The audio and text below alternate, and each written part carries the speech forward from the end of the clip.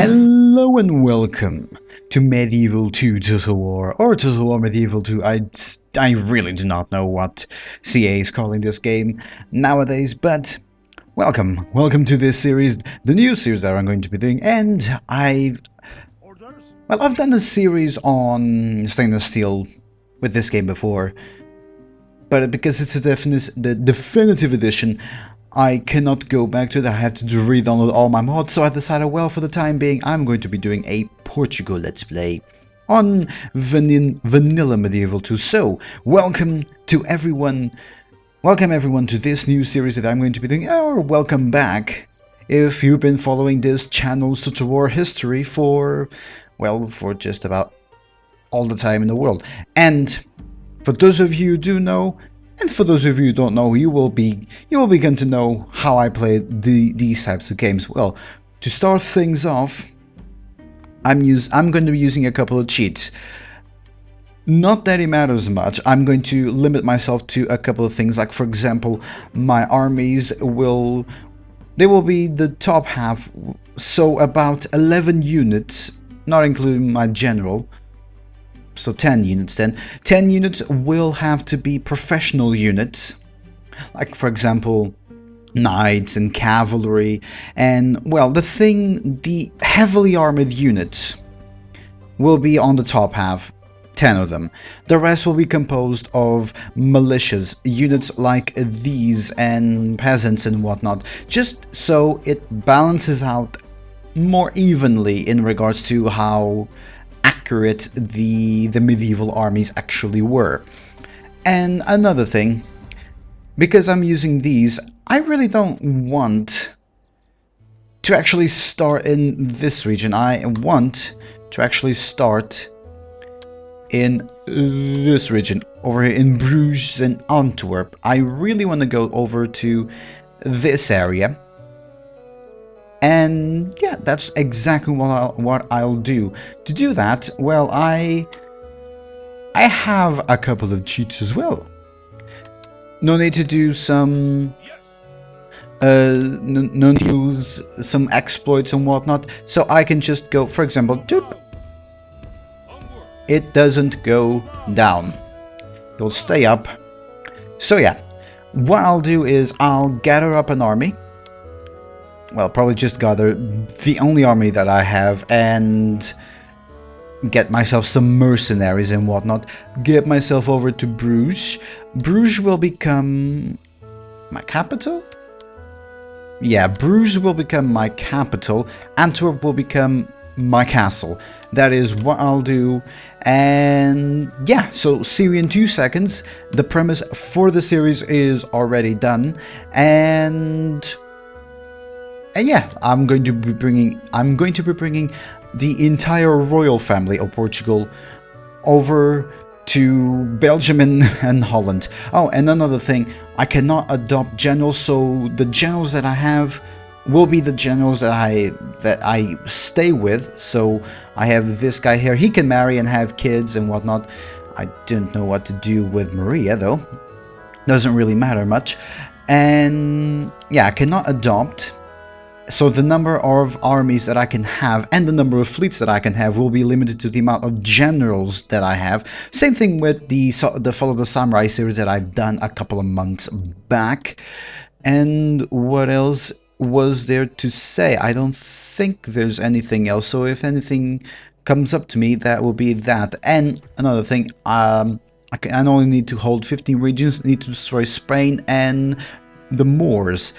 That will take a little bit. I do not want to actually hold the provinces, but I want to make things a little bit more interesting and just hold things here and, well, and then move around. Yeah, that's exactly what I'll do. So see you guys whenever I get there. If anything comes to my mind during that time, I'll notify you guys. And here we are in our future capitals, because I decided that both of these will be our capitals, but the main capital will be Bruges. And I decided on yet another thing that I'm going to be doing. Since we are Portugal, and historically we are a maritime nation, and we've done a lot of feitories, For those of you who do not know what a feitoria is, basically it's an outpost in the middle of nowhere. So, for example, I'm going to be taking both Bruges and Antwerp. These will be the only two coexisting cities next to each other. Now, what does that mean? That means that the other provinces that I'm going to be taking cannot be close together. These will be both of the provinces that I'm going to be holding. They will be the only ones, one next to one another. But, for example, if we look at the rest of the map, I promise that this will be the last time that I show the entire map without the fog of war. If we look at the entire map, we have, for example, Carnarvon, I hope I'm saying that correctly, and Dublin. Both of those are not connected, but I can take one and the other. But if I take Carnarvon, I cannot take York, and that goes vice versa. If I take York, I cannot take Carnarvon. So that makes it a whole lot difficult, a whole lot more difficult for me to actually, for example, take out England. If I take, for example, London for myself, I have to let it rebel if I want to take Nottingham. It has to be a rebel settlement if I want to take Nottingham. And,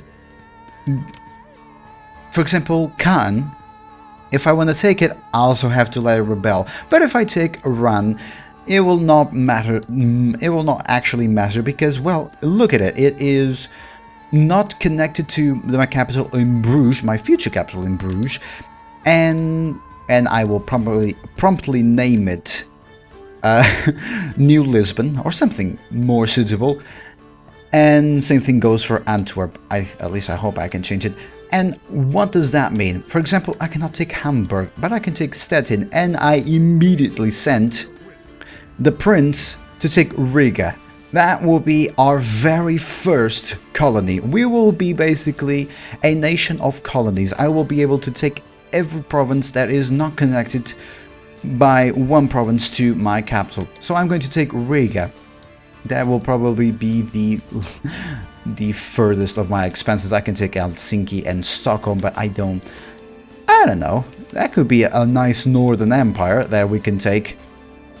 And for example, if I want to go for Jerusalem, which I probably will not want to because I only need to take out both of these, and that's where the challenge resides. If I want to take out Spain, I need to take out Lyon.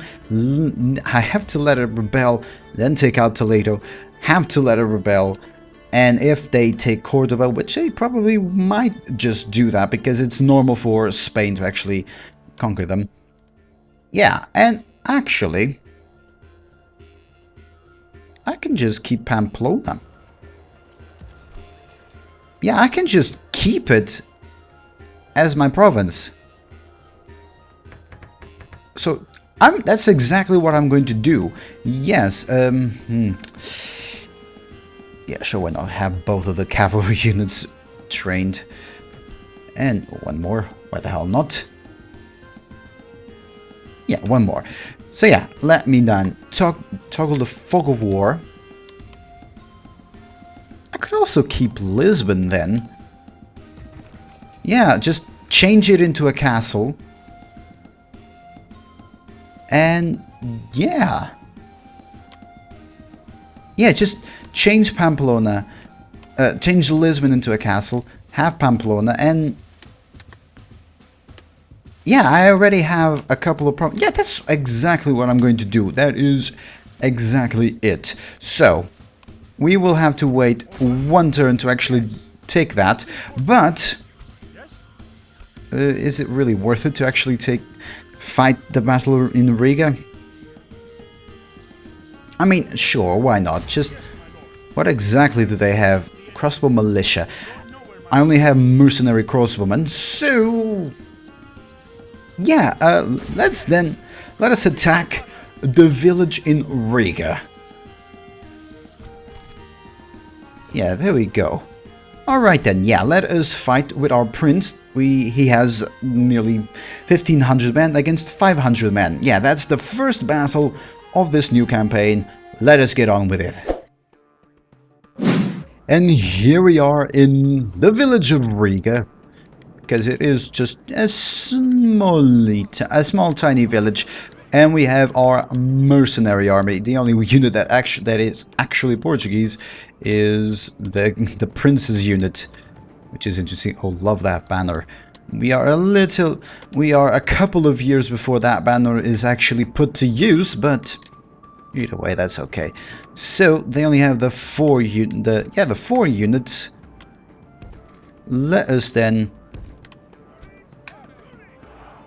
put our men over here. Yes, yes, yes. And I could use my cavalry and just try to absolutely demolish them with impunity, but I don't know. I'm not a Legend of Total War to actually do something like that, and actually all of you in guard mode. Alright then.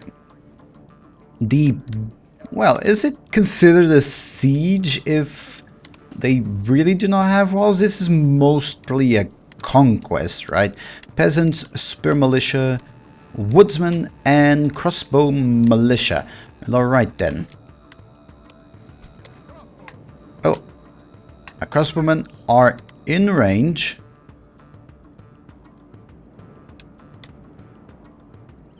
Okay, they have quite a good amount of range then. I keep forgetting that I actually have, well, the longest range that a crossbow unit can have. And there we go. They are being picked off. Will they try and approach us? Because I don't know, they are being attacked on both flanks. They might go for us over on this side.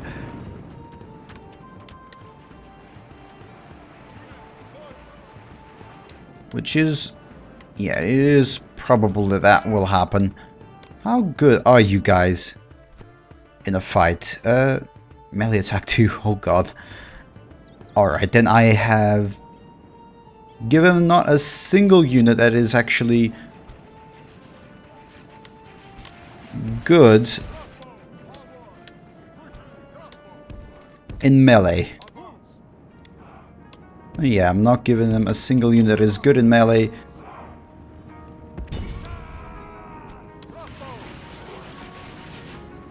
Yeah, you did not shoot because you were not in range. Well, you were in range, but yeah. Are they even sending their crossbows?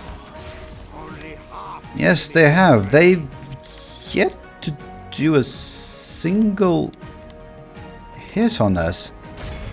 Okay, just shoot them. They're going absolutely nowhere. And our Irish Kerns, I hope I'm saying that correctly. Yeah, they decided to actually running away was the better tactic. And there we go, they're going back. Good, good, good. What about on the other side? We just need to keep on... There's only one woodsman. That's it, that's just the one woodsman, and... we just left a pile of corpses laying around, which is just lovely to contemplate. Right, get on with it. And you are also not in range. Send them there. Do they still have... yeah, they still have their crossbows. My crossbows can, over on the left flank, can approach and get closer. What's the range? No. Okay, they're getting in range.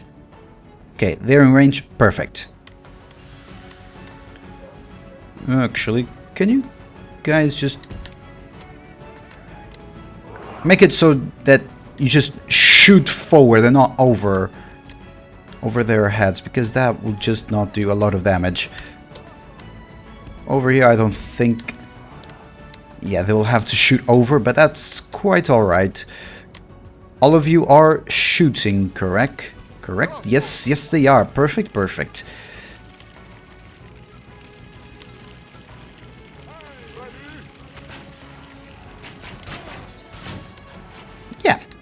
Good, good, good. They're sending their crossbow militias against us. I don't think they will do that much damage, to be honest.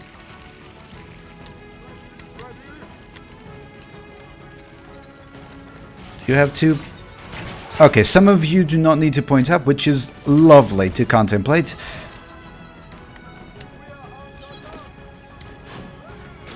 Okay, they shot against us.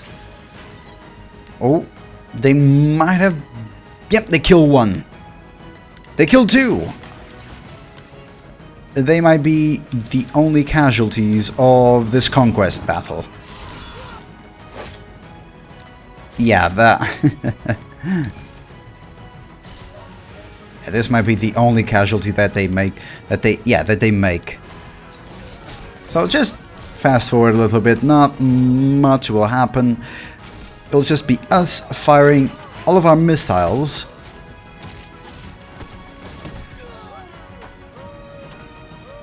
Yeah, not much that they can do, to be honest. You can probably just put it on ×6 until the battle is over, because 98%. They killed 3. They might not even have killed them because they can just recover. They could have been wounds. And I think the battle is done. Yes, the battle is done. Perfect. 3 men lost. Well, alright then. Hopefully they recover. If not, well, there's just mercenaries, so not much has been lost.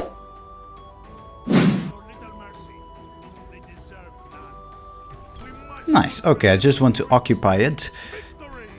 And 1 more dread, oh god. And 1 chivalry, so we basically gained nothing. Alright then, I want that to be a castle. Could not retrain any of them. But can I just go outside? No, there's no mercenaries available. So what lands belong to me? So that is mine. Alright then, so there's the first battle done.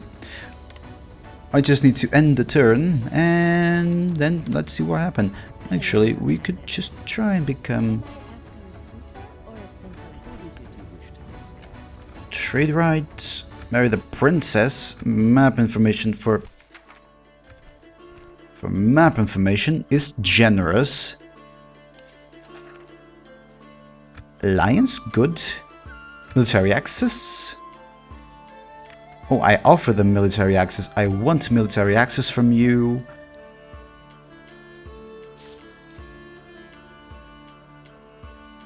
Yes.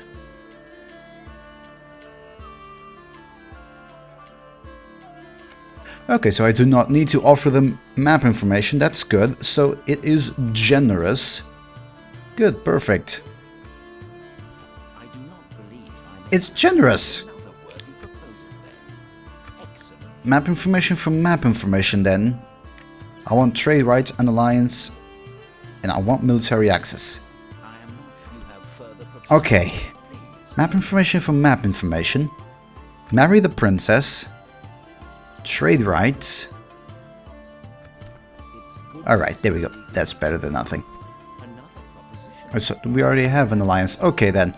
Perfect. So we are allies. So the Anglo-Portuguese alliance is done. In 1080, a couple of years before, yeah, before it actually occurred. Alright then. Both of them need to do that. Actually, let me just put on the infinite movement for a little bit. Because I want to go here, place a watchtower. Go here, place a watchtower. I just want to place watchtowers basically everywhere, just so... Because I really like to know what I have. We are close to the Russians, so Novgorod is right around the corner. Then another watchtower there. Let's put one over here. Alright then. We can now take out the infinite movement. And we can now see our entire domain in Riga, which will become our very first castle.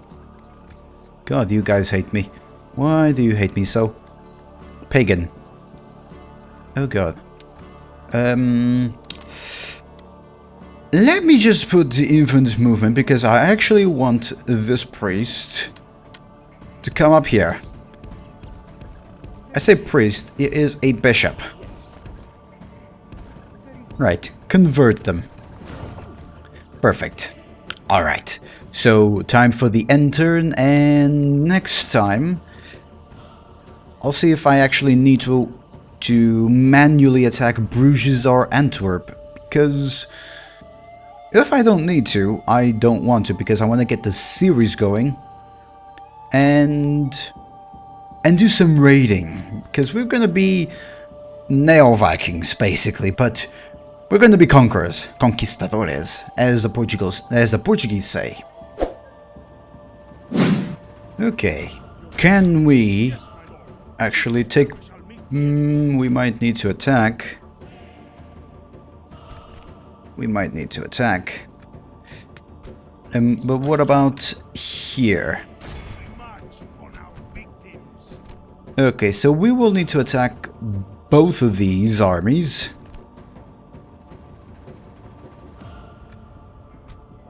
So let me do the battle in Bruges first.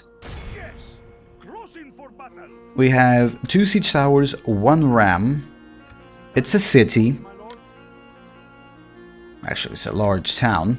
Before we do that, 4% Catholic, so it's already an improvement. I've gotten a mission to actually take Helsinki, but I'm in no position to actually do that. Nor do I want to. I need to improve that first. Okay, so we are going to retrain those. And we can improve Riga to a wooden castle already. I've already done my things over here. I already have some plans over to improve this, and I have plans to improve Lisbon. And that is all, I believe. Yeah, let us take Bruges, our new capital. Yeah, it will become our new capital. With... that's not how you spell João. Well, maybe on ancient times, but not nowadays. They have 2 crossbowmen, 2 Flemish pikemen, 2 armored sergeants, 2 mailed knights. I have 2 Jeannettes, 1, 2, 3 spear militia, 2 peasant crossbowmen, 1 peasant archer, 4 mercenary crossbowmen, and 2 mercenary spearmen. Is that enough? I don't know if that will be enough. But either way, yeah, let's get on with it. Yeah, we will need to take it. Or we can just wait it out, I guess. How long can they hold for? 5 turns until they surrender. And 5 turns here until they surrender. I'd rather wait then. So that's exactly what I'm going to do. The Russians are going for Helsinki, I guess, because I already took Riga from them. That means that the Mongols are actually quite close to actually take what we have. But if they do, we can just take it back. Just send a navy and we should be good. And... yeah, Lisbon is not happy. Pamplona is good. So yeah, we just need to wait then. We're going to wait the 5 turns because I'd rather not lose my men. I'd rather have them to do more attacks. I mean, I would also like to have Ireland, for example. That would be good. But Bruges and Antwerp are a priority. Yeah, they absolutely are a priority. So I'll wait the 5 turns, and if something happens, I'll just say, oh, they sallied out and they came to attack me, or they most likely will sally out in the last turn that they have. So yeah, we'll probably see 2 battles, one back to back.